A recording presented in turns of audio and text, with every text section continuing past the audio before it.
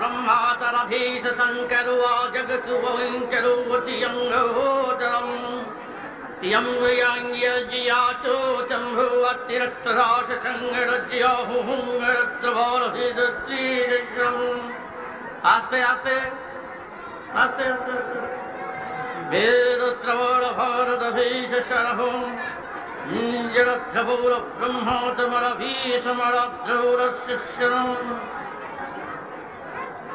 আমি আপনাদের কাছে কয়েকটি বেদের আদি বেদের কয়েকটি কথা নিয়ে মাত্র এসেছি। সময় অভাব, এই অল্প সময়ের ভিতরে সবকিছু বলা সম্ভবপর হয়ে উঠবে না। আজকের দিন আর হাজার হাজার বছর আগে সেই আদি বেদের যুগের সময় সেই যুগের ব্যক্তিরা কেমন ছিল আগেও কয়েকবার বলেছি।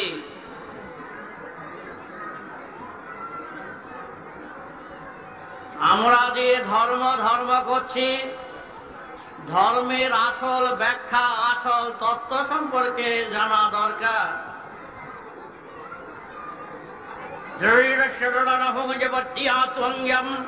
আদি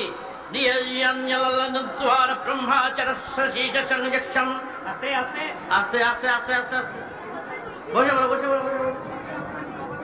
বসো বসো। একটি কথা বলো না, আর একটু শুনে নাও। চোখ কথা বলো, কথা বল।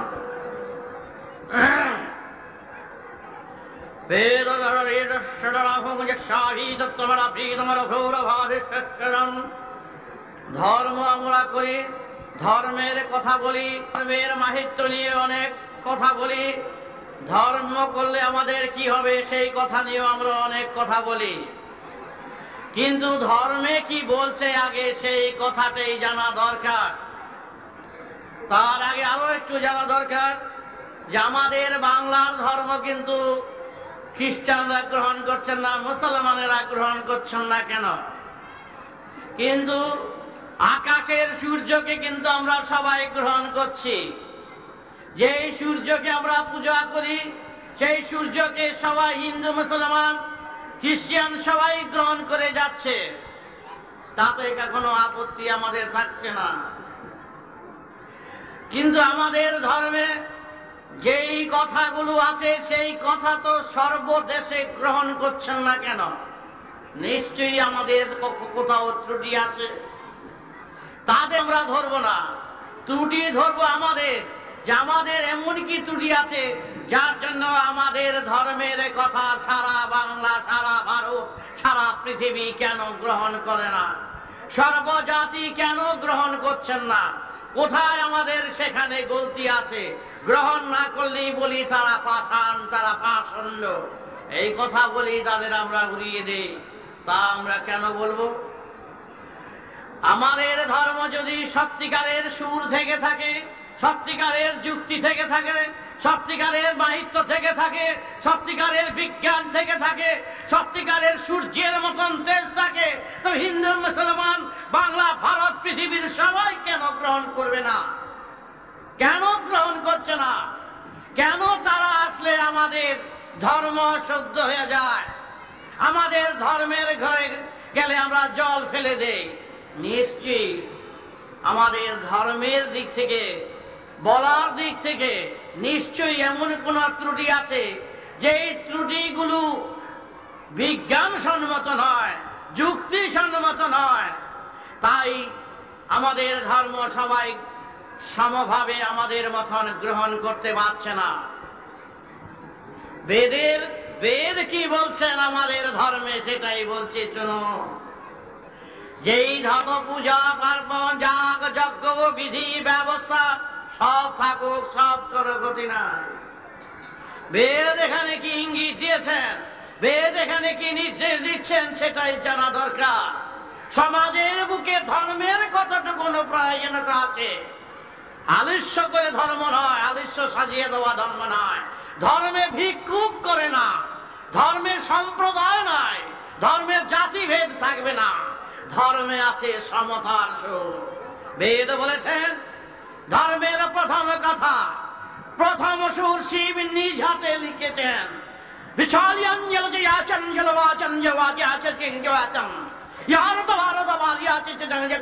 তারপরে পালি আসলো, তারপরে সংস্কৃত আসলো, তারপরে খন্ড খন্ড ভাবে ভাষায় ভাষায় ভাগাভাগি হয়ে গেল। ধর্মের বেদের ধর্মের প্রথম কথা, প্রথম সুর, প্রথম ধারা পাথার।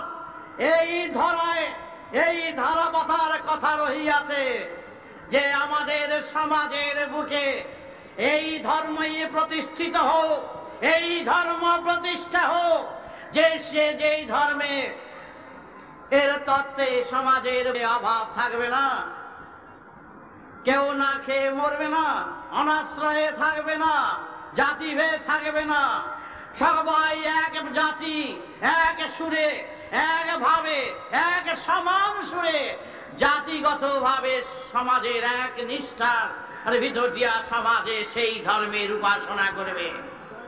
কি ধর্মের উপাসনা? বসুমতীকে সেবা করা, পৃথিবীকে সেবা করা, মানুষ এবং জীবকে সেবা করা, এবং সর্বভাবে সবাই চাষি হোক, খেতি হোক, শিল্পী হোক, এবং সমাজের বুকে সেবা শিখো, যত্ন শিখো, ভালোবাসা শিখো, প্রেম শিখো। তারপরে সমাজের বুকে যখন সবাই থেকে অভাব অভিযোগ সব দূরে চলে যাবে, কোনো অভিযোগ অভাব থাকবে না, দুঃখ থাকবে না, দারিদ্রতা থাকবে না, সমাজের বুকে বুক ফুলিয়ে সবাই যখন চলবে, তারপরে আসবে তারপরে দ্বিতীয় ধর্মের কথা। প্রথম ধর্মের কথা যদি আজ হাজার হাজার বছর আগে এক বছরের খাদ্য 4 বছর হতো, মানুষই শুধু খেত না, বনের পশু পক্ষীকেও তারা খাওয়া দিয়ে যেত। তখনকার সময় একটি কুকুর বেড়াল যদি না খেয়ে মরত, সমাজের বিদ্রোহ ঘোষণা হয়ে যেত। কেন সেই জীবটি না খেয়ে মরল? কুকুরটি কেন না খেয়ে মরবে? অভাব নাই, কেন খাদ্যের অভাব হলো? খোঁজ করো তার মূল কারণ। সুতরাং কুকুর বেড়াল মরে যাবে তার চিন্তায় অস্থির। পশু পক্ষী জীব জন্তুর জন্য খাদ্য ছিল অপর্যাপ্ত, মানুষের তো কথাই ছিল না। আর আজকে কুকুর বেড়াল এক জায়গায় আমরা খাচ্ছি। গত 2 দিন আগেও দেখেছি কুকুরে উঠে বাচ্চাগুলি খাচ্ছে। একে নিজের কান ধরে আমি এসেছি যে এই জায়গায়, এই দেশে এইখানেই স্বভাব পেতে পারে। আমি ক্ষমা চাই করে কান ধরে চলে এসেছি। এই দৃশ্য আমার দেখতে হয়েছে। পাতাগুলো চাটছে, কয়েকদিন আগে বিবাহ গেল তার, যেমন কোন খাচ্ছে পাতা। কুকুর চারিদিকে দাঁড়িয়ে আছে, আর বাচ্চা ছোকরাগুলো চেটে চেটে পাতাগুলো খাচ্ছে। আর আমরা বাবুরা কোট ছোট পরে তার সামনে দিয়ে আমরা হা করে হেঁটে যাচ্ছি। এই তো ধর্মের দেশ, এই তো ধর্মের কথা। আর সেই যুগের লোক যদি আজ থাকতো, আজ আমাদের সমাজকে সবাই পুড়িয়ে মেরে ফেলত। যে এইগুলো মানুষ না, এগুলো একেবারে চরম দিকে চলে গেছে, এগুলো পুড়িয়ে ছাই দিয়ে ফাঁস দাও, গাছের সার দাও। তা বলতো, তার কারণ আজকে আমরা কোথায় দাঁড়িয়েছি সেইটুকুন খালি দেখুন, আর কিচ্ছু বলছি না। বেদের যুগে এই ধর্মের কথা বলছি, সেই ধর্মের আজ আমরা যে পূজা পার্বণ যাগ যজ্ঞ করছি, আজ দেবতাদের আমরা মূর্তি, মাটির মূর্তি দিয়ে পুজো করছি। কার পূজা করছি? সেই দেবতাদের পুজো করছি। মা দুর্গা, মা কালী, শিব, পার্বতী, বিষ্ণু, নারায়ণ, প্রত্যেকের আমরা মূর্তি বানিয়ে এনে ঘরে কত রকম আনন্দ করে খরচাপাতি করে পুজো করে যাচ্ছি। কিন্তু তাদের কিভাবে আনছি আমরা? পার্বতী স্বয়ং জননীকে কিভাবে আসছেন? তিনি শ্বশুর বাড়ির থেকে নাকি বাপের বাড়ি আসছেন। কিভাবে আসছেন?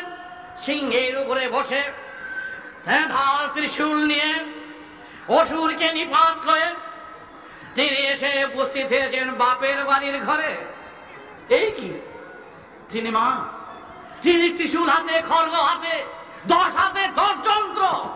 কিসের ইঙ্গিত আমাদের জানাচ্ছেন মা? আমাদের মা বাপের বাড়ির লোকদের কি জানাচ্ছেন?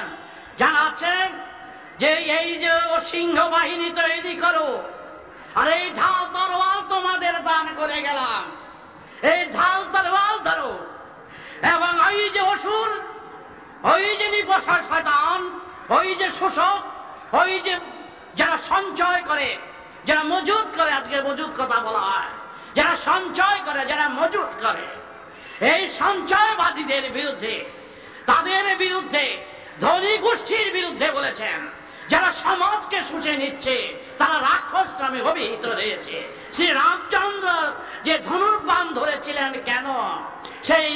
সেই অসুরের বিরুদ্ধে, সেই রাক্ষসের বিরুদ্ধে, যেই রাক্ষস সমাজের বুকে হা করে সমাজকে গ্রাস করছে, সমাজকে রাক্ষসের ধনুর্বাণের দ্বারা আমরা দ্বিপাত করে দাও, সেই কথার ইঙ্গিত দিচ্ছেন। কে দিচ্ছেন? দিচ্ছেন মা জননী, মা কালী, শিব নিজ হাতে ত্রিশূল দিয়ে, এবং সর্বরাম এবং বিষ্ণু স্বয়ং আমাদের বলে দিচ্ছেন, তোমরা এক হাতে ভালোবাসো, এক হাতে আশীর্বাদ নাও, এক হাতে আলিঙ্গন করো এবং শয়তানদের সরিয়ে দাও, সমাজকে ওই কবল থেকে মুক্ত করো। এই হলো ধর্মের কথা। ধর্মের কথা এই নয় যে স্বর্গলোকে নারায়ণ বসে আছেন, লক্ষ্মী এইভাবে আছেন, সেই জায়গা করিলে আরাধনা, পাঁচালি করিলে হবে একদিন, আস্তে আস্তে ব্রত করো, দুব্বা হাতে করে, ওই দুব্বা হাতে করেই বসে, এইগুলো চলবে না। ওটা ধর্মের কথা নয়, ওইটা হচ্ছে গল্পের কথা। ধর্মের কথা যদি শুনতে হয় বেদের কথা, তাহলে আগে শুনতে হবে তার ভিতের কথা। ভিত যদি তৈরি না হয় তাহলে সমাজের কিছুই তৈরি হবে না। আমার ভিত কাঁচা, আর বসে বসে আমি তৈরি করছি 1 তলা 2 তলা 3 তলা। আর বেটা তো ভিত পাকা করো, তারপরে তালার পর তালা চিন্তা করো। আজকের ধর্মের কথা সমাজের বুকে যেইভাবে ধর্মকে আজ বিকৃত করেছে, আজ এই যে পণ্ডিতরা বসে আছেন, তারা চান সমাজকে সুন্দর করতে, কিন্তু সমাজ তাদের চায় না। তারা সমাজকে চায় সুন্দরভাবে তার তত্ত্ব এবং তথ্য ব্যাখ্যা দিতে, সমাজ সেই ব্যাখ্যা শুনতে চায় না। বাধ্য হইয়া সমাজ তাদের টেনে নিচ্ছে অন্য পথে। আজ বেদের কথা যদি শুনতে হয়, বেদের ধর্ম যদি শুনতে হয়, বেদের আধ্যাত্মিক কথা যদি শুনতে হয়, তবে শুনতে হবে তার মূল তত্ত্ব, মূল ব্যাখ্যা, মূল সুর, যার ব্যাখ্যা শুনলে সব কিছু বোঝা যাবে তার অন্তর্নিহিত অর্থ। তাই বেদের অন্তর্নিহিত ব্যাখ্যাই হচ্ছে যে আমাদের সেই বেদের ব্যাখ্যা কি আছে?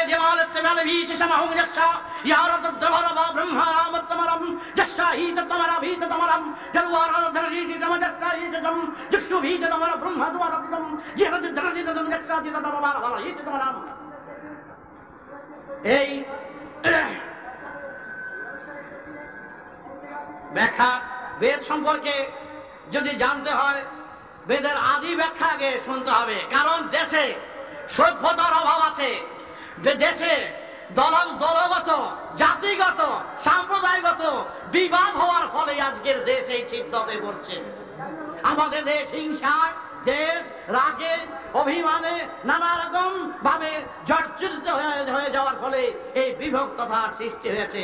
বেদ সেখানে বাধা দান করেছে যে তোমরা এই কাজ করবে না, এই কাজ তোমরা করো না। বেদ বলেছেন যে তোমরা সমাজের বুকে সমানভাবে থাকো, সমান সুরে থাকো, সমানভাবে সবকিছু নিয়ে তোমরা এগিয়ে চলো। আজ সেই যুগে, যারা বেদের যুগে যখন অভাব ছিল না, সবাই যখন এক সুরে ছিল, তখন সেই সময় এক দল ব্যবসায়ীরা দাঁড়িয়ে গেল। একদল ব্যবসায়ীরা দাঁড়িয়ে গেল, একদল সাধুগুরুর উৎপত্তি হয়ে গেল। সমাজের বুকে একদল সাধুগুরুর সৃষ্টি হয়ে গেল। তারা কি করলেন, যে বেদের অপব্যাখ্যা শুরু করলেন, আর একদলরা ব্যবসা করতে আরম্ভ করলেন। সাধুগুরুরা কি করলেন, যে আমরা অবতার, আমরা পূর্ণ, এইভাবে নানাভাবে গিয়ে বেদের থেকে কথা বলতেই আরম্ভ করে, বেদের থেকেই কথা বলে আবার অপব্যাখ্যা, অপবিকৃত ব্যাখ্যা শুরু করলেন। কিভাবে? এর আগেও বলেছিলাম যে কারো মা নাই, কারো বাবা নেই, বলতে আরম্ভ করলেন যে তোমার বাবা তো নেই, মরে গেছে, তার আত্মার কল্যাণের জন্য কিছু করা দরকার, তা না হলে বাবার আত্মা কষ্ট পাবে। বেদ বলেছেন আত্মা থাকুক বা না থাকুক সেই বিষয় হবে পরবর্তী কথা। যেই কথা বললে সহজে প্রমাণ করা যাবে না, সহজে বুঝানো যাবে না, সেই কথা হঠাৎ কাউকে বলতে যেও না। যেই কথা প্রমাণের মাধ্যমে বুঝানো যাবে সেই কথাই বলবে।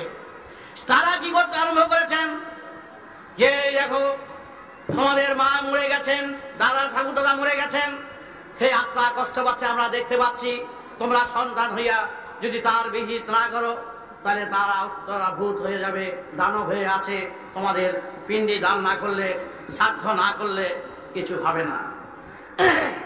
বেদ বলেছেন কি করতে হবে না হবে পরবর্তী আখ্যা এবং ব্যাখ্যায় সেটা হবে। কিন্তু আগেই যদি এই কথাগুলো যদি সরাসরি যদি সমাজের বুকে বলতে আরম্ভ করো, সমাজের কেউ কেউ গ্রহণ করছে ভয়ে। তখনকার এই সুন্দর সমাজের ভিতরে যাদের মধ্যে কোনো ক্লেদ ঢোকে নেই, পঙ্কিলতা ঢোকে নেই, নিরীহ সমাজের ভিতরে এই বিষ ঢুকাতে শুরু করেছে। সেই কি আমার কাছে ভগবান বলে গেছেন এই কথা বলছে, আমার কাছে দেবতারা বলে গেছেন, তখনকার বিজ্ঞরা তারা অবতার হয়ে গেছেন। তখন সমাজের আমার কাছে বলে গেছেন তোমার বাবা কষ্ট পাচ্ছেন, বাবা তো উপায় হবে, এই লাগবে, সেই লাগবে, ওই লাগবে, লাগলে তারপরে তোমার বিহিত করা হবে, বিহিত করলে তোমার বাবা মুক্তি পেয়ে যাবেন। বেদ বলেছেন। তখন তারা আবার তাদের কাছে যেত। এইভাবে সমাজে নানা দিক থেকে, চারিদিক থেকে এমন ভাবে ওই যে সাধুগুরু যারা দাঁড়িয়ে গেলেন, তারা একেবারে সমাজকে ভাঙতে শুরু করছে। সমাজের বুকে তারা আধিপত্য এবং তারা সমাজকে এক কাছে। এবং তখন বেদজ্ঞরা দেখলেন যে এই তো অদ্ভুত ব্যাপার, একদল লোক তো তাদের ভয়ে ভীতিতে তাদের সঙ্গে চলে গেছে। একদল তারা বসে বসে মন্দির মঠ করছে, তারা সেখানে কীর্তন করছে, কীর্তন করছে, পূজা করছে, হোম করছে। আর যত যাদের মা বাবা মরে গেছে, ভাই মরে গেছে, স্ত্রীর ছেলে মরে গেছে, তাদের বসে বসে বিহিত করার চেষ্টা করছে। সে সাংঘাতিক ব্যাপার, হোম যাগযজ্ঞের হিরিক করে গেছে, শ্রাদ্ধ করছে, চলছে। সমাজে বেশিরভাগই হই হুল্লা করছে বলে অনেকই তাদের কথা চলে গেছে, তাদের দিকে অনেক ভিড়ে গেছে। তখন সমাজ যেই সুন্দর শৃঙ্খলা ছিল, যেই যুক্তি এবং বিজ্ঞানের ভিত্তির উপরে ছিল, সেই বিজ্ঞানের ভিত থেকে সেই পদ্মা নদীর মতন ভাঙনি ধরতে আরম্ভ হয়ে গেল। বেদজ্ঞরা দেখলেন যে এক অদ্ভুত ব্যাপার, কল্পনার কথা বলে ভয় ভীতি দেখিয়ে সমাজকে বিভ্রান্ত করছে। তারা অস্ত্র নিয়ে, শস্ত্র নিয়ে তারা এগিয়ে গেলেন। যেইভাবেই হোক সমাজকে আবার দাঁড়া করাতে হবে, ওই সমস্ত দুষ্টুদের দূরে সরাতে হবে। হই হই করে তারা বাহির হইয়া গেলেন। তারা দলে দলে দলে দলে তারা তখন শিবের কাছে গেলেন, শিবের ত্রিশূল নিয়ে এসেলেন, আসলেন, মার কাছে গেলেন, মার খড়গ নিয়ে এলেন, এবং যার যার দেবতাদের শস্ত্র নিয়ে তারা মাথায় ফটকা বেঁধে তারা বাহির হইয়া গেলেন। কোথায় সেই দানবরা যারা ওই সমস্ত মা বাবার ভয় দেখিয়ে, আত্মার ভয় দেখিয়ে, যাগযজ্ঞের ভয় দেখিয়ে যারা সমাজকে বিভ্রান্ত করছে, তারা কোথায়?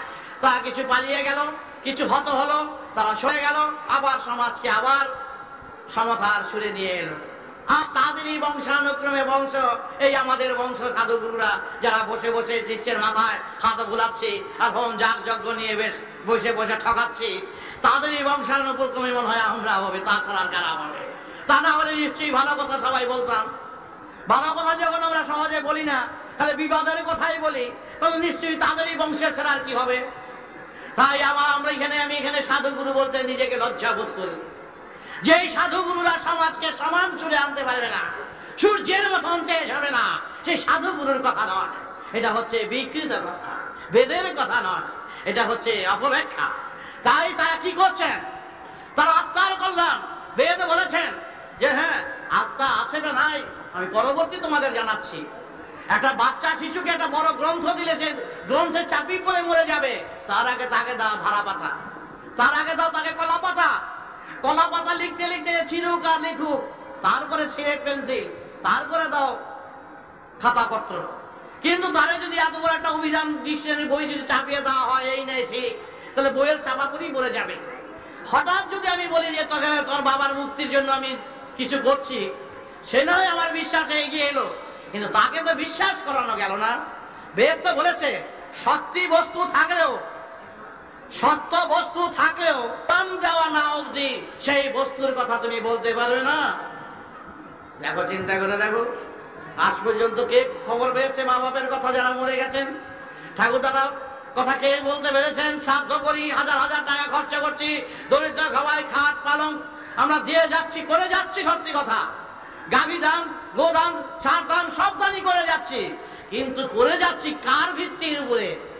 বেদ বলেছেন তোমরা জানলে না, শুনলে না, বোঝলে না, শুধু মামুলি কথার উপরে কাজ করবে, এইটাও ঠিক নয়। বেদ তো এইভাবে তোমাদের শিক্ষা দান করেনি।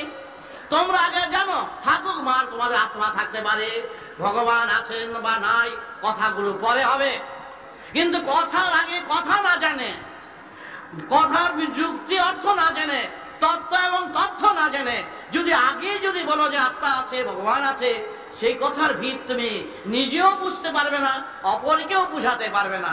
তার জন্য আমাদের সমাজের ধর্ম উন্নত সহজে করতে পারছে না। কারণ কেন পারছে না? যে আত্মাতে পারছে না, আর ধর্মের ভগবানের কথাও বুঝাতে পারছে না। বললেই বলে উবাচ, আর উবাচ দিয়ে আর কত বলা যায়? অমুক উবাচ, আরে বেটা তুই উবাচর উপর উবাচ, তারপরে উবাচ, এবার তুই কি উবাচ? তুমি বেটা কি উবাচ? আমি বেটা সেই উবাচর উবাচ, কাজ হবে না। সুতরাং বলছে এটা দাঁড়িয়ে রেখে দাও, ওই উবাচ গুলো দাঁড়িয়ে রেখে কথা বলো। তাই সেই কথা তুমি আগে যেও না। বেদ বলছে না যে নাই বা হ্যাঁ বা নাই, এই কথা তো বলছে না। কোনো ক্ষতি নাই, যাওয়ার আগে তুমি জেনে নাও তোমার কোন পথ, এবং পথের পথ স্তর বাই স্তর তুমি জানো, তারপর তুমি গিয়ে শেখো, তারপর তুমি কি করবে। তার আগে আমরা এখানে কি করছেন? আজকে যে আমার মনে করো ৬০-৭০ লক্ষের উপরে শিষ্য, আজকে যদি আমি একটা শিষ্যকে বলি তোর রাহুল দশা, হ্যাঁ একটা ট্যাকালা বেশ ভারী আছে, বেশ বাবা আমার রাহুল দশা, নিশ্চয়ই তরে এবার একবারে নিয়ে এবার বেরিয়ে যাইব। রাহু যখন ঢুকেছে আর তোর উপায় না, হয় মা, না হয় বাবা, না হয় বউ, না হয় বলে একবারে নিয়ে নিবই। সর্বনাশ। বাবা উপায়, উপায় আছে, রোগ থাকলে তার ব্যবস্থাও আছে, কথার মধ্যে কোনো কিচ্ছু নাই। উপায় উপায় ন যায় লো বেটা, ফর্দা দিল, হ্যাঁ আগ বসো না, শিব গড়াতে হবে, সেই মতে খাট পালং লাঠি ঠেঙ্গা ঘি। আরে বাবা 15,000 টাকা হয়ে গেল। তোর বাবা একটু বেশি হয়ে গেল না? হ্যাঁ তোরা বাবাকে 2,000 টাকা কমাই দিস। বাস আইসা বললো 13,000 টাকার জিনিস করলাম যজ্ঞ। বেটার একেবারে খুব ফোটা কাটা দিয়ে আমি একেবারে ফটকা ফাটকা পেন দিয়া খুব একেবারে দেখাই দিল। আর সাহা এটা দেখে দিয়ে আবার সাহা বেটা সাহা করতে করতে বেলায় সাহায্য হইয়া গিয়ে মুড়ে দিয়া বেটা যা বেড়ে যা ফোটা দিয়ে বার করে দিলাম। ও বেটা ফোটা খাইয়া বাইরে হয়ে গেল। ওই টেম্পু লই আয়, টেম্পু নিয়ে আয়। হ্যাঁ টেম্পু নিয়ে এগুলো ভর বাইরে পাঠে 13,000 টাকার জিনিস একবারই হয়ে গেল। তারপরে তারি আবার চক্ষু ব্যাগা করে আরেকটা ধরছি। ওই তোর এবার শনির দশা, রাহু শেষ করছে, এবার শনিতে ধরছি। তাহলে আমার প্রতিদিন রোজগার হবে 20,000 টাকা থেকে 25,000 টাকা, আমার অর্থ কষ্ট হতো না। যদি এইরকম ভাবে যদি হাত বুলিয়ে পয়সা রোজগার আর এইভাবে যদি ঠকাঠকি করে করতাম, তাহলে প্রতিদিন 20-25,000 টাকা রোজগার করতে আমার পক্ষে কোনো অসুবিধা হতো না। তাই আমি নিজে প্রেস ব্যবসা, এই ট্যাক্সি ব্যবসা, প্রেসের ব্যবসা, রেডিওর ব্যবসা করে কোনো মতো করে খাট খাওয়া গুরুগিরি করে আমি চলি না। সুতরাং তখন তাদের বললাম, সব শিষ্যদের বলেছিলাম, মিটিং এ বলি সব জায়গায় জায়গায়, যেদিন আমি হোম যাগ যজ্ঞ পূজা পার্বণের সুযোগ নিয়ে যখন কিছু করব, তখন আমায় গুলি করে মেরে ফেলে দেবে, যে এইটা তখন শয়তান হয়ে গেছি। কারণ আমার পেট ভরা, আমি তাদের সুযোগ নিয়ে, লোকের সুযোগ নিয়ে তাদের মাথায় হাত বোলানো ছাড়া আর কিছু নয়। এই ব্যবসা হলো সবচেয়ে বিনা ক্যাপিটালে ব্যবসা। আমার 70 লক্ষ লোক, আমি যদি এই ব্যবসা করি চৌরঙ্গিতে 10টা বাড়ি করে ফেলতে পারি।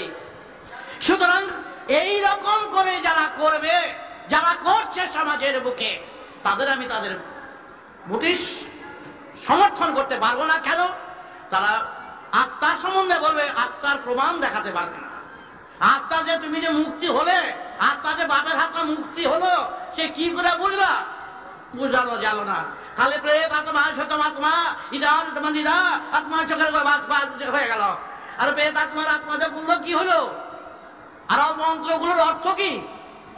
এই যে স্বর্ণ আপু ধন্যা সমন সন্তু নেপা, হে সমুদ্র, হে সাগর, হে বায়ু, হে পবন, আমার শাসনী করো, আমাকে শাসন করে আমাকে পবিত্র করো। আর এই তো মুখের কথা। এইটারই কি হলো? অনুসার বিশেজ্ঞ চন্দ্রবিন্দু। স্বর্ণ আপু ধন্যা সমন সন্তু নেপা, স্বর্ণ সমুদ্রী আপ সমন সন্তু গোপা দ্রুপদ আদিব মু জানো সিদ্ধ স্নান। আরে বাপরি বাপরি, মনে করলো তুমি যেন আমি অনেক কিছু বলে ফেললাম। কিন্তু কথাগুলো কি হলো? কথাগুলো হে সাগর, হে পবন, হে সূর্য, হে বরুণ, এই কথাগুলো যথেষ্ট। কিন্তু হলো এটা, আমি এটা বিজ্ঞানের প্রয়োজনীয়তা আছে, এই মন্ত্রের অর্থ আছে যে তখনকার সময় সেচ বিভাগদের যারা কৃষি করতো, তাদের বরুণকে ডাকতো, পবনকে ডাকতো, অরুণকে ডাকতো, বসুমতীকে সেবা করতো, তখন সেচ ব্যবস্থার জন্য। এবং তাদের প্রতিনিধিরা তারা আবাহন করতো, তারা চিৎকার করতো, যারা রৌদ্রের তাপে সব পুড়ে যাচ্ছে, হে বায়ু, হে বর্ষণ, হে পবন, হে বরুণ, বরুণকে ডাকে তারা সাধনা করতো, তারা ডাকতো, তোমরা জল শেষ যাও। আকাশ পানে তাকিয়ে থাকতো, হে জলদেবতা একবার জল দাও, আমার দেশ পুড়ে যাচ্ছে। এই ছিল কাকতি মিনতি। পূজার আবাহন ছিল অন্যরকম, আজকের পূজার ব্যবস্থা হলো অন্যরকম। আজকে ছিল কোথায়? তোমার বোঝে পতিত পাতিত পতিত তারিত হবে তারিণী, আর শেষ বার প্রথম লোকের বলছে 25শে তারিখে হবে বারুণী। গান গাইছে, হ্যাঁ 25শে পতিত তারিত হবে তারিণী, আর সামনের লোকে গাইছে 25শে তারিখে হবে বারুণী। খালি উল্টো হইতে হয়, কথাই তো উল্টো হয়ে গেল, কথার শুরুই তো উল্টো হয়ে গেল। বেদ তো আমাদের উল্টো অর্থ করেন নাই। আমরা বেদের সন্তান, আমরা বেদের পূজারী, আমরা আজও দেবতার পূজা করছি, মূর্তি বানাচ্ছি। আমার মূর্তিতে এখনো ত্রিশূল রয়েছে, আমার মূর্তিতে এখনো খড়গ রয়েছে, আমার মা এখনো মরার মাথা হাতে করে রক্ত খায়, জ্ঞান রক্ত খায় ওই শয়তানদের।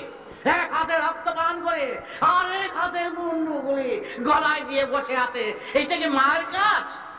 হ্যাঁ, এটাই মায়ের কাজ। ওই শক্তিশালী হয়ে তুমি ওই শয়তানদের মুন্ডু মালা গলা দাও, আর ত্রিশূলের গলায় ওই শয়তানদের দেখাও, এই শয়তান নিপাত করার জন্য। কোথায় আমরা তা কি করি? আমরা হই হল্লা করে আবাই কি যায়, কালী মাই কি যায়, আয় রে আয়, যে জুয়াইয়া দিয়া বাইরের বাড়িতে চলে যা। হ্যাঁ, কিন্তু তা তো অর্থ করেনি। প্রতিটি অর্থের মধ্যে অন্তর্নিহিত অর্থ রয়েছে, ব্যাখ্যা রয়েছে, আখ্যা রয়েছে, পূজার মাহিত্য রয়েছে। মাহিত্য কল্পনা নয়। কল্পনা যদি আমি এই সাধু বেছে যদি শয়তানি করি, নিরীহ বাচ্চারা বুঝবে না। নিরীহ ছেলে মেয়েদের ঠকানো, পকেট মারা তার চেয়ে অনেক সম্মান। সুতরাং আমি সাধু বেছে, গুরু বেছে যদি এই সমস্ত নিরীহ ছেলে মেয়েদের যদি বলি তোর শনির দশা, রাহুর দশা, তোর সময় খারাপ, তোর শান্তি শাসন করতে হবে, এর চেয়ে অপরাধ আর কিছু নেই। এটা বেদের কথা। বেদ কখনো বলে নাই শান্তি শাসন অপরের মঙ্গলের জন্য করবে। কার শান্তি শাসন করে? বেটা তোর বেটা বাচ্চা হয় রোজ, গুরুরা বাচ্চা, বেটা তোর বাচ্চা, তোরা কিসের বেটা, আবার কিসের বেটা তুই বেটা শান্তি সন্তান করবি? আমি আমার গুরুদেব, আমাদের বইয়ের বেটা বাচ্চা হইব, গুরুদেবের বউর বাচ্চা আর শিষ্যের বেটা বউর বাচ্চা। বেটা খুব তুই বেটা কি করবি রে বেটা, আবার কোন শান্তি শাস্ত্র? এই সমস্ত কথাবার্তা শুনে মাথার রক্ত গরম হয়ে যায়। অর্থ অভাব আমারও আছে, কিন্তু এইভাবে নয়, এইভাবে পূজা পার্বণ যাগ যজ্ঞ শান্তি শাস্ত্রে নয়। যদি করতাম তাহলে 20,000 টাকা এর আগে বলেছে রোজ করতে পারতাম, কিন্তু আমারও বাচ্চা, গুরুরও বাচ্চা, শিষ্যের বাচ্চা চলছে, সমান পালাদোরা চলছে। হ্যাঁ, তুই তাহলে কিসের বেটা, কি করবি বেটা? তো কিসের সাধনাটা কিসের করবি? সাধনা নিচ্ছি ওই পূর্বপুরুষের, ওই শয়তানের বংশেরা আমার বংশ দেশে উপস্থিত হয়েছে। ওই শ্রেণী বিভক্ত করেছে, দল বিভক্ত করেছে, বেদিকে অপমান করেছে। তারা যে ওই শ্রেণী বিভক্ত করে তারা বেদজ্ঞদের সরিয়ে দিল, তারা বেদজ্ঞদের ছিনিয়ে তারা নানাভাবে নির্যাতন করে ওই শয়তানরা অবতার হলো, শয়তানরা ভগবান সেজে গেল, শয়তানরা মহাপুরুষ সেজে গেল। ওই রক্ত গোষ্ঠীরাই আজ আমরা, আমার পূর্বপুরুষরা সেইভাবে কাজ করছেন। চারিদিকে যদি তাকিয়ে দেখি বেশিরভাগ এইভাবেই চলছে। আশ্রম, আশ্রম থাকবে না।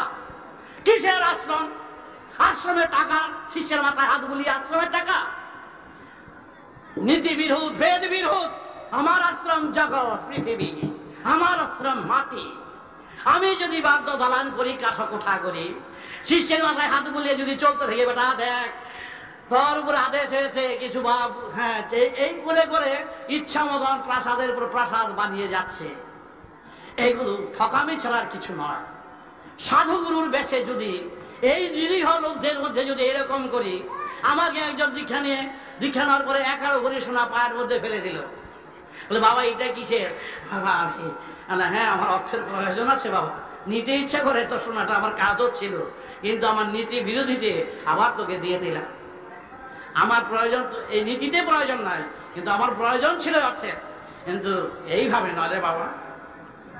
11 ভরি সোনা রেখেছিলেন, একটা 11 ভরি কি আর দৈনিক আনতে পারে আমি 50-60 ভরি সোনা, যদি খালি খোয়াতে শুরু করি। সুতরাং গুরুগিরি করে যদি খোয়াতে শুরু করি, আরে 60 লক্ষ 70 লক্ষ লোক তো বুঝতেই পারছো, এত বড় জমিদারের কারো কিছু নেই, ঠগের একেবারে মাস্টার হতে পারি। এবং বদনামও নিচ্ছি কম না, জমি মারা, হ্যাঁ একেবারে সেই মেয়ে লোকের ঠিক ডাকাতে ঠিক কেস শুরু করে সবটা নিয়েছি একেবারে ভালোভাবে। কারণ কিসের জন্য নিয়েছি? একধারে ওই সম্প্রদায় গোষ্ঠী, ওই সাধু গোষ্ঠী যারা সমাজের বুকে বেশিরভাগ সমাজকে যারা বিভক্ত করছে, সমাজকে যারা নষ্ট করছে, তাদের বিরুদ্ধে করছে প্রতিবাদ। আমি বেদ প্রচার করছি, বেদ নিষ্ঠা, বেদের সত্য, বেদের বিজ্ঞান, বেদের সুখ, বেদের সমান তত্ত্ব, অভাব অভিযোগ থাকবে না। আর চিন্তা করে দেখুন, বেদের সময় অভাব ছিল না, আজকের দিনে আমরা কিরকম হচ্ছি, না খেয়ে মরে যাচ্ছি। একটা লোক কেউ দাঁড়াচ্ছে না, একটা লোক মানুষ আছে, যে মানুষ দাঁড়িয়ে বলতে পারে আয় তোরা আয়, সবাই মিলে যায়। কে করবে? যাই করবে তার মাথায় লাঠি বাড়ি। কে যাবে এগিয়ে? কারণ জাতিগত, জাতির দিক থেকে, নীতির দিক থেকে এমন ভাবে একেবারে আমরা বিচ্ছিন্ন হয়ে গেছি, আমরা কেউ কারোর দিকে তাকাই না। মরে যাচ্ছে ফুটপাতে, না খেয়ে মরে যাচ্ছে, আবর্জনার কলা পাতাগুলো চেটে খাচ্ছে, তা দেখেও আমাদের শিক্ষা হচ্ছে না। তারপরে শিক্ষা হবে হিত বুঝেছে, তাতে হয় না। শিক্ষা হবে ওই লাঠির বাড়ি আর ওই ত্রিশূল আর খড়গ। আসুন সন্তান দল তৈরি করবো, আমরা রাজনীতির দলে থাকবো না। ওই সমস্ত সূচক, ওই সমস্ত মজুদ, ওই সমস্ত ধনী গোষ্ঠীর বিরুদ্ধে আমরা লড়াই করব করব করব। আমরা আমাদের সন্তানের বেদের নিশানা আমরা দাঁড়া করাবো। আমরা কারো বিরুদ্ধে যাব না, সরকারের বিরুদ্ধে নয়, কারো বিরুদ্ধাচরণ নয়, আমরা বিরুদ্ধে যাব, আমাদের বিরুদ্ধে, আমাদের বিরুদ্ধে আমরা যাব।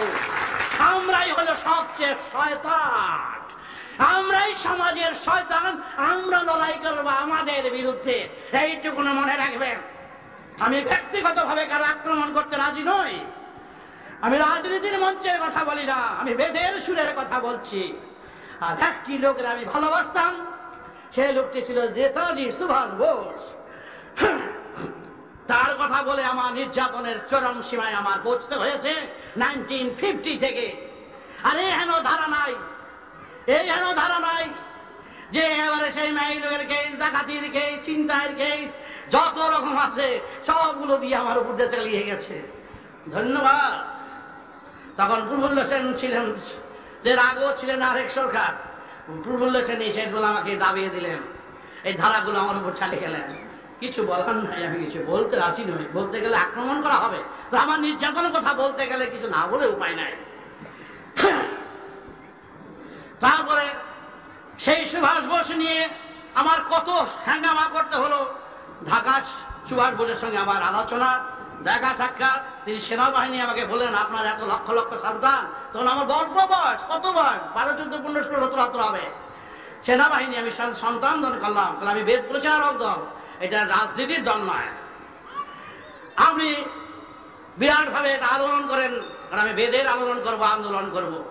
আমি দেশে বেদের সুর আনবো, বেদ প্রতিষ্ঠা করবো, ঘরে ঘরে বেদের সুর জাগিয়ে দেবো, যাতে অভাব আর না থাকে, না খেয়ে মানুষ থাকবে, এটা আমি দেখতে পারবো না। আপনারা এই কথাটা মনে রাখবেন। বেদ বলেছেন, বিষ্ণু নিজ হাতে, আপনাদের বিষ্ণু স্বয়ং বিষ্ণু নিজ হাতে লিখেছেন, শিব যেখানে আবার করেছেন, যে অভাব যদি কোন রকমের সমাজের উপর সৃষ্টি হয়, তার মূলটাকে খুঁজে বার করো। সেই মূলের জন্য দায়ী সমাজের, মানে আপনারা সবাই দায়ী। আজকের অভাবের মূলে আপনাদের দায়ী করেছেন, এবং একজন যদি খুন হয়, সেই খুনের জন্য আপনাদের অপরাধী করেছেন। বড় কথা, বেদের কথা। আজকের সমাজে যে চারিদিকে লোক না খেয়ে মরে যাচ্ছে, কানে ধরে শপথ করুন যে আমরা অন্যায় করেছি, অপরাধ করছি দিনের পর দিন, এর ক্ষমা নাই, ক্ষমা নাই, বেদ ক্ষমা করেন নাই, এর জন্য দায়ী আমরা।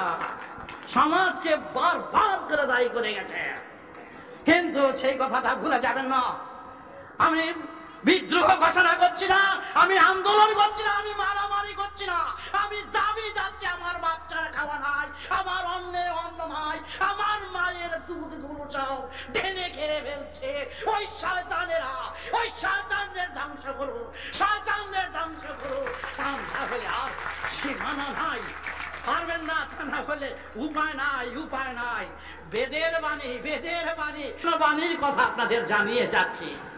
আমি যখন সুভাষ বোসের সাথে কথা বললাম, আমি বললাম, তুমি সুভাষ? হ্যাঁ বেটা, বেটা তুই, বেটা তুই সুভাষ?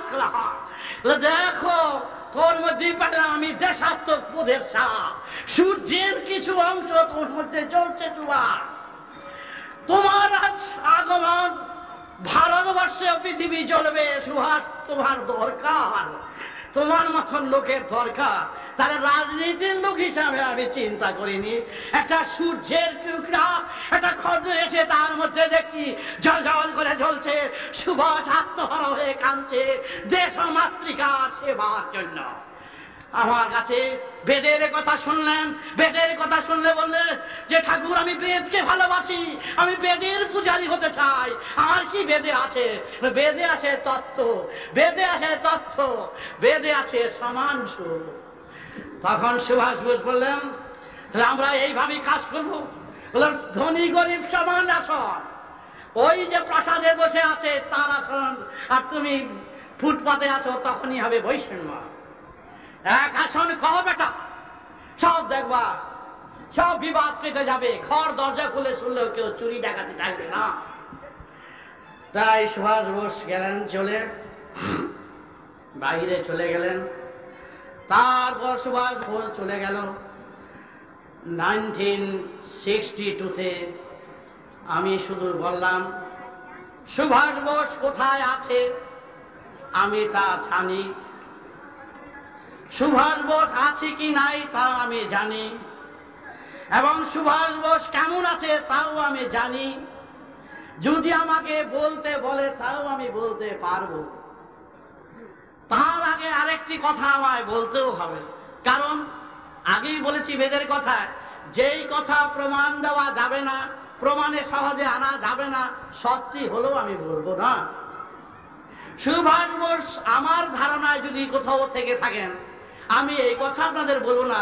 আমি সুভাষ বোস আছে এটা বিশ্বাস করুন, আমি এই কথা আপনাদের বলবো না। আমার মনকে আমি বলছি বেটা বিশ্বাস করবে সুভাষ আছে, কিন্তু আপনাদের বলবো না। কারণ আমি একজন ছোট বয়স থেকে, আমি গদির ঠাকুর নই, আশ্রমের ঠাকুর নই, আমি ল্যাংটা কাল থেকে মারপেট থেকে বলে 5-6 বছরের ঠাকুর। এই বয়সে 5-6 বছর বয়স থেকে। আর এই বয়স অব্দি বহু রকম বহু অবস্থার সঙ্গে আমার যুঝতে হয়েছে, লড়তে হয়েছে। তো সেই সুভাষ বোস যখন কথা আমি বললাম যে আমি যেই সুভাষ বোসকে জানি, যেই সুভাষ বোসকে আমি দেখেছি, কথা বলেছি, সেই সুভাষ বোসের পরিবার সাথে আমার দহরম মহরম, সুভাষ বোসের ব্যক্তিত্ব সম্পর্কে আমার সম্পূর্ণ জানা, এবং সেই সুভাষ বোস কোথায় আছে আগে বা তারপরে আমার যেটা ধারণাটা লাগে দিতে হবে। আমার ধারণা, আমি যাকে সুভাষ বোস বলিয়া জানি তিনি হবেন সেই সুভাষ। আমার ধারণা তিনি হবেন সেই সুভাষ হয়ে যিনি কাজ করছেন, কর্মব্যস্ততার ভিতর দিয়া তিনি দেশে আসতে গিয়েও আসছেন না। কেন? সুভাষ বোস তো কারো ভয় পান না, তাহলে কেন সুভাষ বোস আসেন না? আমার ধারণা এই, সুভাষ বোস আসছেন না, তিনি জানেন আমি আসলে তিনি নাম ফাটতে চায় না, তিনি নিজেকে জয় হইচই করতে চাচ্ছেন না। তিনি এখনো জানেন আমরা মির্জাপুরের দল, মির্জাপুরের গোষ্ঠীরা এখনো শেষ হয়নি। একটা ট্যাক্সির পারমিট দেশ সুভাষের মাথায় বাড়ি, বেশি সময় লাগবে না, এক ট্যাক্সির পারমিট যদি পাওয়া যায়। সুতরাং আজকে কেন সুভাষ বোস আসছে না? সুভাষ বোস মূর্খ নয়, সে ভালো জানে তার আসা উচিত কিনা। আপনারা জিজ্ঞাসা করতে পারেন, আমি বলবো না। তবে এইটুকু মনে রাখবেন, সুভাষ বোস যখন নিজের, যেই সুভাষ বোসকে আমি ধারণা করছি, আগে বলছি, আপনারা বিশ্বাস করেন সেই সুভাষ বোসকে আমি বলছি না, যেই সুভাষ বোস সম্বন্ধে বলছি তিনি ভালো জানেন তার আসা উচিত কিনা। তিনি যখন গা ঢাকা দিয়ে আছেন তার বিশেষ কারণে এবং অতি প্রয়োজনে। কিন্তু মনে রাখবেন না, সুভাষ বোস চক্ষু বুঝেই শুধু গহরে বসে আছে। কিন্তু যেই সুভাষ বোসকে আমি দেখেছি, বুঝেছি এবং ধারণা করে এসেছি, সেই সুভাষ বোস আর কীর্তিনাশার নদীর মতন তল কাটতে কাটতে ভাঙতে ভাঙতে আসছে। আমরা কি সেই তল ভাঙার উপরেই আছে কিনা সন্দেহ আছে। কিন্তু আপনারা এইটুকু মনে রাখবেন, আমার এই হাজার হাজার লোক, লক্ষ লক্ষ লোক, আজকে আমার ধারণা আজ পর্যন্ত ভুল হয়নি। এই মেয়েলুকের কেস, ডাকাতির কেস, চুরির কেস, ছিনতাইয়ের কেস, জমি মারার কেস, হাজত, একেবারে জেল থেকে আরম্ভ করে সব কিছুর ভিতর দিয়েও এই 70 লক্ষ লোক। সুতরাং আমার ধারণা আজ পর্যন্ত মিথ্যা হয়নি, এবং সেই ধারণা থেকে আপনাদের একটি কথাই বলে যাচ্ছি, আমার সেই ধারণা আপনাদের কাছে সত্য হোক, আমার কাছে সত্য হয়ে আছে। সুভাষ সম্পূর্ণ সুস্থভাবে আজও জীবিত আছে, এইটুকু মনে রাখবেন। আমি জওহরলাল বেঁচে আছে এই কথা কিন্তু বলছি না, রাজেন্দ্র প্রসাদ বেঁচে আছে এই কথা বলছি না, আমি বলছি সুভাষ বেঁচে আছে। সুতরাং এই কথাটা বলছি শুধু এই জন্যই, বলার অধিকার, বলার অধিকার স্বাধীন সরকারের সবাই আছে। কেউ বলছে নাই, তার যেমন ক্ষমতা আছে, কেউ বলছে আছে, তারও সেই ক্ষমতা আছে। আমিও সেই ক্ষমতার থেকে, আমার ধারণা থেকেই বলছি, আমি যেই সুভাষ বোসকে জানি, দেখেছি, বুঝেছি, সেই সুভাষ বোস আজও সুস্থভাবে আছে। তারপরে কি হলো শুনুন, আছেন তা কে প্রমাণ করলেন? প্রফুল্ল সেন বেশি করে দিয়ে গেছেন। কারণ আমিও একটা ক্ষুদ্র ব্যক্তি, পড়ে থাকি একটা সামান্য একটা বস্তির মধ্যে একটা বাড়িতে পড়েছিলাম। বলা উচিত নয় তখনকার, কারণ একটা সাইজের এই যে কত পুলিশরা আসছে, এই যে ডিএম বসে আছে এখানে, ভদ্র অনেক পুলিশের সঙ্গে আমার যোগাযোগ আছে, অনেক এসি ডিসি অনেক কথা বলছে, কথাই বলছে। সেই গোটা মেয়ে আপনার কার বাবা, কার মেয়ে, কার ছেলে, কার সন্তান, সেটি কোনো বিচার করবার ক্ষমতা আপনারা হারিয়ে গেছেন ক্ষমতার লোভে। হ্যাঁ, কিন্তু 15টা মেয়ে কেন, আমার কাছে আছে 1800 ছেলে মেয়ে, বয়স্ক ছেলে মেয়েরা আমার ঘরের কাছে শুয়ে থাকে, আমার পাশে শুয়ে থাকে, বয়স্ক ছেলে মেয়েরা। আপনার মতো অজ্ঞ এবং মূর্খ ব্যক্তি চোখে বললে এই কথাই বলবে যে ঠাকুরের কাছে বয়স্ক মেয়েরা শুয়ে আছে, আপনার পক্ষে শোয়া পাবে। এটা কিরকম ব্যাপারটা কি বলতে গেলে, ব্যাপারটা ওই 1800 ছেলে মেয়েরা, তারা কারো বয়স ছিল 6 মাস, কারো বয়স ছিল 1 বছর 1.5 বছর, তাদের মুখ পোছাক আমি কেচেছি, বুকে মানুষ করেছি, আমার বুকের স্তন মুখে দিয়ে কাগজ চাটাইছি, মধু দিয়ে দিয়ে মানুষ করেছি। সেই বাচ্চাগুলো তখন আমার 14 বছর বয়স, সেই ছেলে মেয়েগুলো যখন বড় হলো, আমার যখন 32 হলো, মেয়েগুলো তো আর 1.5 বছর থাকবে না, ছেলেগুলো তো আর 1.5 বছর থাকবে না, তাহলে লগে লগে তো ওরা তো 17-18 বছর 19 বছর হয়ে গেল, কিন্তু বয়স তো বেড়ে গেল। কিন্তু কেউ আবার মা ডাকতো, কেউ আবার বাবা ডাকতো, কিন্তু সম্পর্কটা তো নষ্ট হলো না। সম্পর্কটা তো তারা তো এসে দাঁড়াইয়া ফট করে আমার পাশে এসে শুয়ে বললো, কেউ এটা পিঠে এসে শুয়ে বললো, হ্যাঁ তোমার মতন এইরকম ব্যাড টাইপ লোক, অজ্ঞ লোক যদি দেখে, তোমার বন্ধু বান্ধব এরকম টাইপ যদি থাকে, এই যা দেখে একটা ঘরে বলো মেয়েগুলি গান দোলাদলি করছে, ওরা দোলাদলি করে আমার কাছে, ওরা বুকে এসে ঝাঁপিয়ে পড়ে, ওরা পায়ে পড়ে, ওরা জড়িয়ে ধরে কাঁদে। আমার 1.5 বছর 6 মাস বয়সের বাচ্চারা, এই 1800 বাচ্চা 1900 বাচ্চা আমি মানুষ করছি, সেই শিশু বয়সের নানা জায়গায় জায়গায় কারো থেকে হাত পেতে নয়, কৃষি করে, শিল্পী করে, চাষ করে, তাদের খাইয়ে করে মানুষ করে পাঠিয়েছি।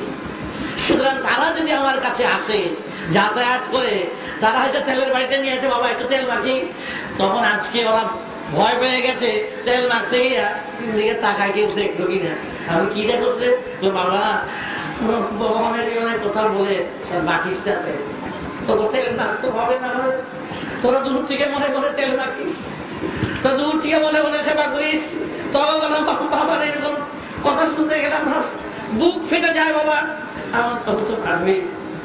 এইরকম ভাবে তার ওই চলে গেছে। হ্যাঁ, তোমার মতন রাবিশ আর পুরুলেশনের সরকার তো সেই দিন পুরুলেশনে 50-60 হাজার টাকা ফান্ডের দেওয়ার ব্যবস্থা করেছি, আজকে সেটা জিজ্ঞাসা করতে পারতো, তার খবর তার ব্যয় করলো 250 আরব পুলিশ পাঠিয়ে দিয়ে।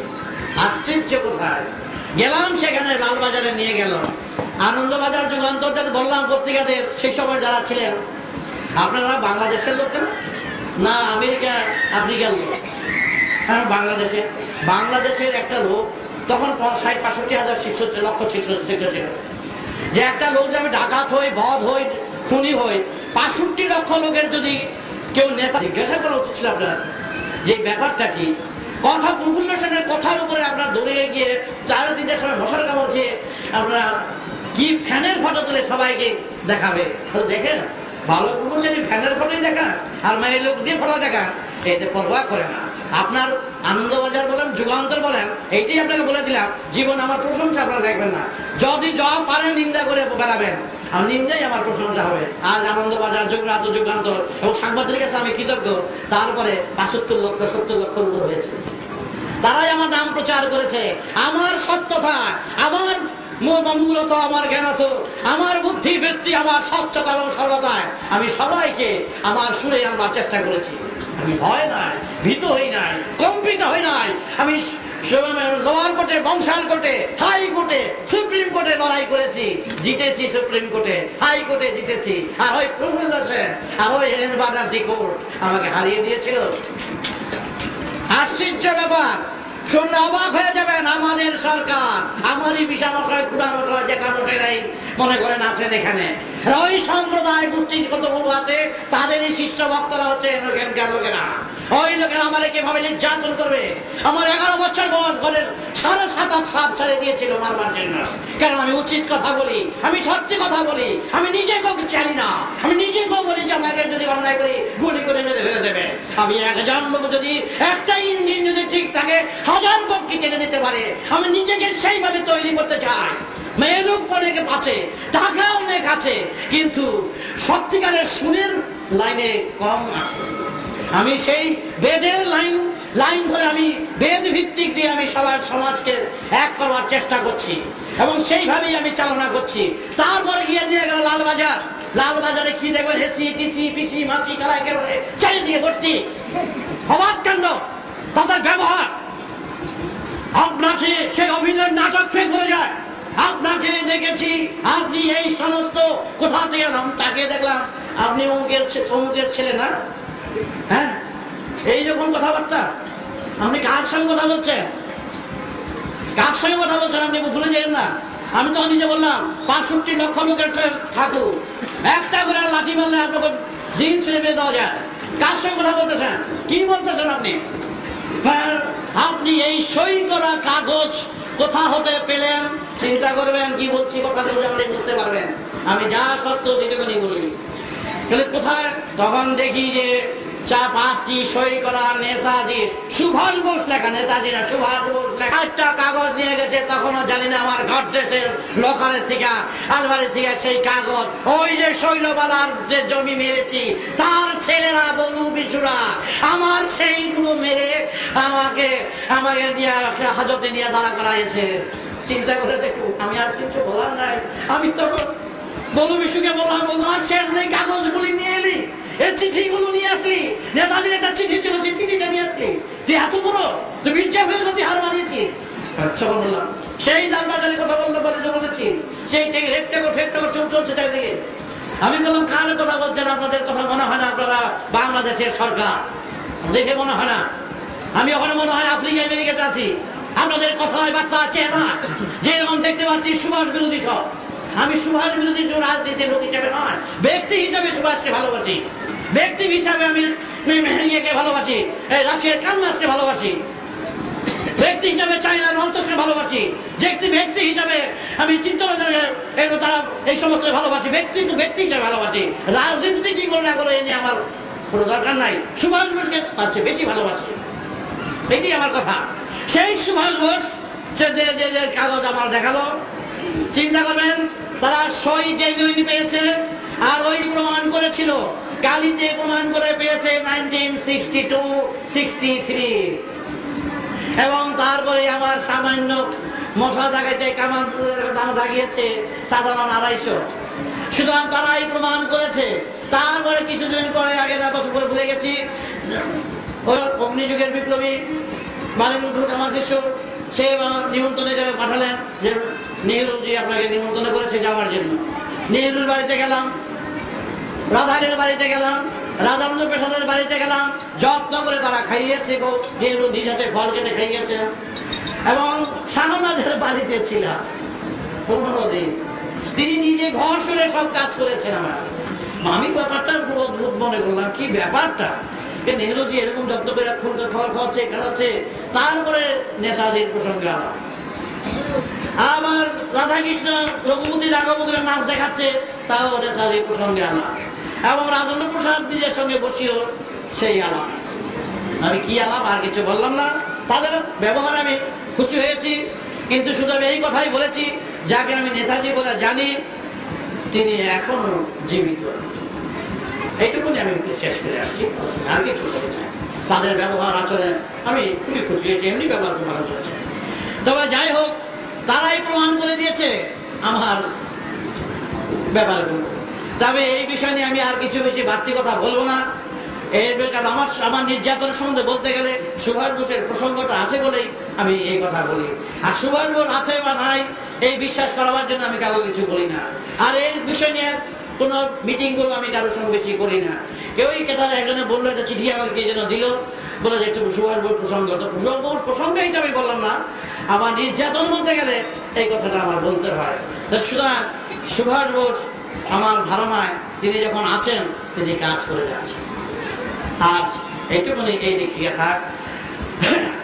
আর বেদারি রামবাদারি দাদাবারি শিবিশি তামাহং জসাবার ব্রহ্মা রাজ্যবারাবারি শিবিশি সমা। বেদ বলেছেন যে তোমরা বেদের সুরে থাকো, বেদের চর্চায় থাকো, বেদেগত প্রাণ হও, তবে বেদের সুর বুঝতে পারবে। যখন বেদের সমাজ যখন হয়ে গেল, মানুষের অভাব অভিযোগ দূরে সরে গেল, তখন সবাই এসে বেদজ্ঞদের কাছে বললেন, এখন আমরা কি করব? এখন তোমরা একটা সুরে থাকো। ওই যে দেখো গ্রহ নক্ষত্রগুলো তোমাদের ডাকছে, তোমার সূর্য চন্দ্র তোমাদের ডাকছে, কথা বলছে, তাদের দিকে তাকিয়ে তাদের কথা বলো। তারা কি বলতে চায় দেখো। তারা বলছে তারা জানি না কি বলতে চায়, নিশ্চয়ই তাদের সাথে তোমার আত্মীয়তা আছে, আকর্ষণ বিকর্ষণ যখন আছে আত্মীয়তা আছে, তাইলে সুর বাজা, সুরে তাদের সঙ্গে সুরে মিলাও। তখন বলে সুর কি করে মিলাবো? সারেগামা সুর তুমি শেখনি, জানো না সারেগামা? হ্যাঁ, সারেগামার অর্থ সবাই জানে? জানে না। সারেগামার অর্থ জানে না, সারেগামা শিখে নিয়ে নেয়। অওয়ার অর্থ জানে না, অওয়ার শিখে নিচ্ছে। তখন বলছে শিখতে চর্চা করলে সুর শেখা যায়, শিখতে শিখতে শিখে দেওয়া যায়। আবার মূলাধার স্বাধিষ্ঠান মণিপুর অনাহত বিশুদ্ধ আজ্ঞা সহস্রার শিখলেও অনন্ত মহাসুরের সারেগ্রাম শিখে নেওয়া যায়। তখন কি করে শিখে নেওয়া যাবে? একটা বাচ্চা শিশু যেইভাবে শিখে, বাচ্চা শিশু কিভাবে শিখে, এইভাবে শিখে, পাতা নিশা এইভাবে শিখে নেয়। এইভাবে শিখো, অর্থ জানতে হবে না। আরে একটা অর্থ জানতে গেলে 60 থেকে বললাম না, একটা অর্থ জানতে গেলে 3 দিন লাগবে। একটা 60 থেকে কর থেকে খ, অর থেকে 3 দিন লাগবে তার একটা ব্যাখ্যা। 3 দিন একটা অর থেকে আর ব্যাখ্যা করে কেউ শিখে না। আদি সুরের আদিপালি আদিত্যন্তে ইয়ান্তু আন্দাদে আন্দাদে কথা আছে যে অর অর্থ অর থেকে আ করেছে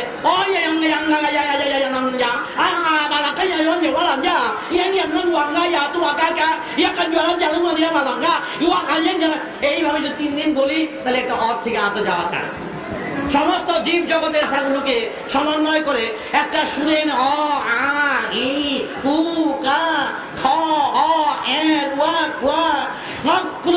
মিলিত হয়ে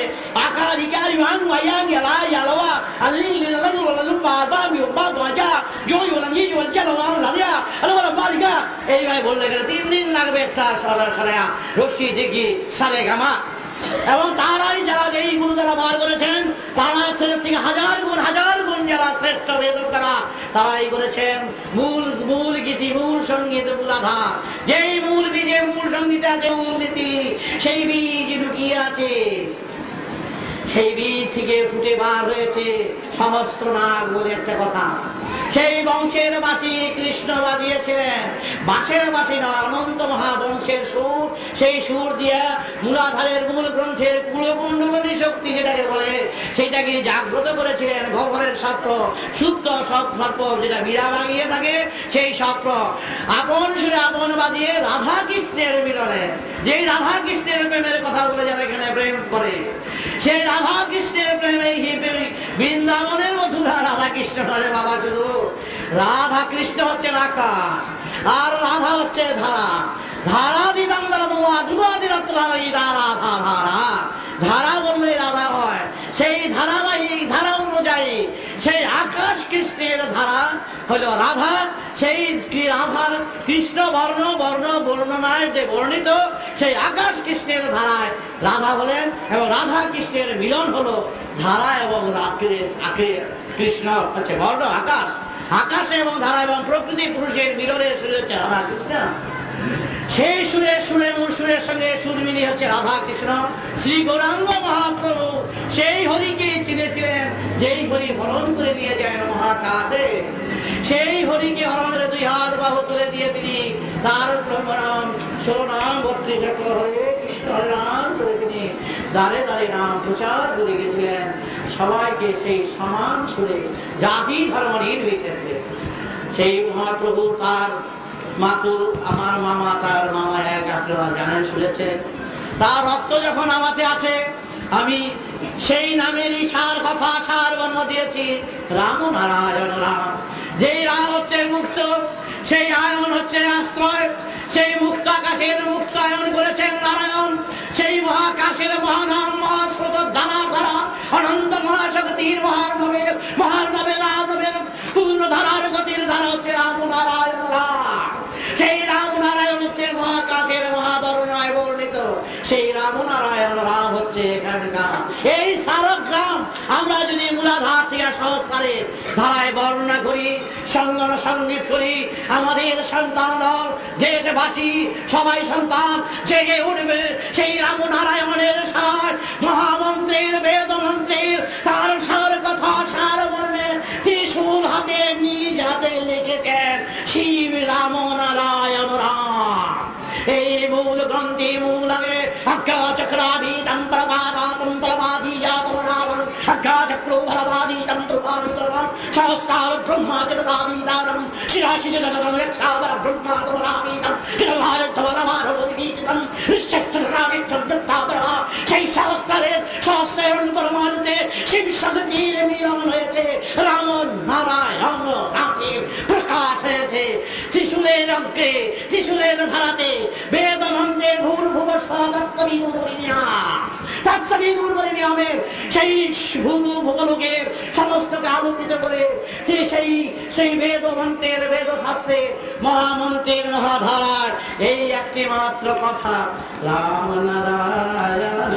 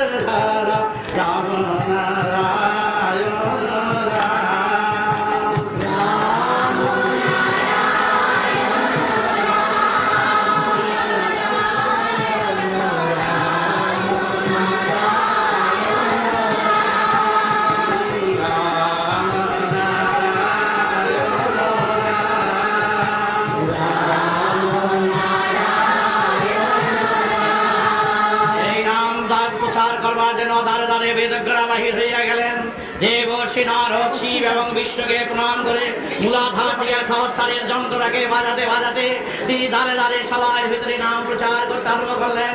দেশবাসী জাগরিত হলো, দেশবাসী সবাই এসে বললেন আজকে তোমাদের সবাইকে বললেন আজকে তোমাদের শুভ সংবাদ আছে, যুদ্ধ বিগ্রহ সব দূরে চলে যাবে, অভাব দূরে যাবে, শান্তির বাড়ি বর্ষণ হবে, তোমরা এই রাম নারায়ণ রাম সর্বত্র প্রচার করবে। তাই চুচুড়ার সন্তানগণ, দেশের সন্তানগণ এই রাম নারায়ণ রাম প্রচার করবে, তারই দীক্ষা মন্ত্র দিচ্ছি। দীক্ষা নিতে টাকা লাগে না, পয়সা লাগে না, কত লাগে, কত কিছু লাগে, দিন লাগে না, খাপ লাগে না, জন্ম মৃত্যু দীক্ষার সময় কিছু লাগে না। তাই দাঁড়ে দাঁড়ে আমি দীক্ষা দিচ্ছি এই নাম, এই মহামন্ত্র সবাইকে এক শুনে এক দিদিতে আনবার জন্য। তাই মহাপ্রভু বলেছেন যে মহাপ্রভু ছিলেন দাঁড়ে দাঁড়ে নাম বিষয়, গৌর নিত্যানন্দ পথে ঘাটে নাম যাচ্ছে, গৌর